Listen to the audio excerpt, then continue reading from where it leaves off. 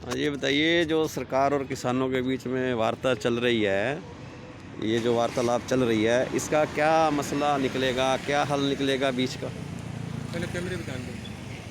तू खड़ा रहे, दरअसल एक जगह खड़ा रहे। मैं आपको ये बता देना चाहता हूँ कि बहुत पहले किसी शायर ने कहा है कि धरा बेच देंगे, गगन बेच देंगे, कली बेच देंगे, सुमन बेच देंगे, ये सत्ता के पुजारी संघी मानसिकता वाले, वक्त आया तो हिंदुस्तान के नागरिकों के सर का कफन बेच देंगे। किसान हमारे देश का अन्नदाता है।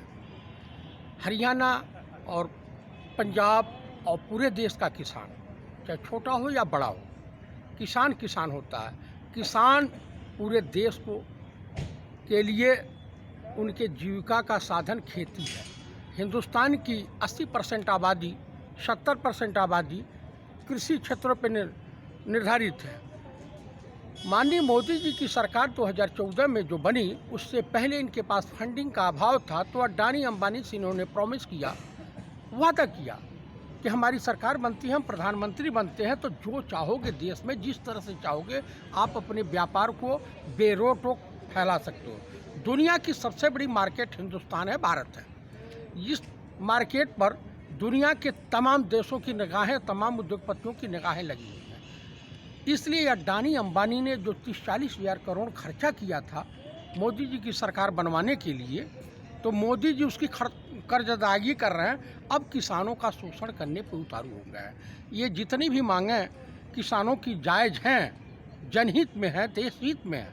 ये देश में 2x2 की गवर्नमेंट है, यानी मोदी और अमित शाह और अडानी अंबानी।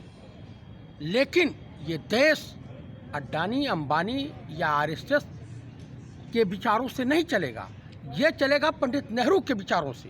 पंडित नेहरू की थ्योरी थी कि सरकार किसानों का से अन्न खरीदे, खाद्यान्न पदार्थ खरीदे और सरकार बेचे, कालाबाजारी ना होने पावे, व्यापारी कोई भी अवैध रूप से स्टोरिंग ना करने पावे, ताकि आपात स्थिति में सरकार जब सामान बेचेगी, सरकार के पास स्टोरेज रहेगा, तो वेलफेयर इकोनॉमी में इजाफा होगा। और वेलफेयर का मतलब जो है किसानों को सब्सिडी, गरीब बच्चों की शिक्षा, सड़कें, यूनिवर्सिटी और तमाम तरह के हॉस्पिटलों का निर्माण सरकार कर सके। लेकिन मोदी सरकार आत्मनिर्भर बनाने के नाम पर देशवासियों को चूतिया बना रही है।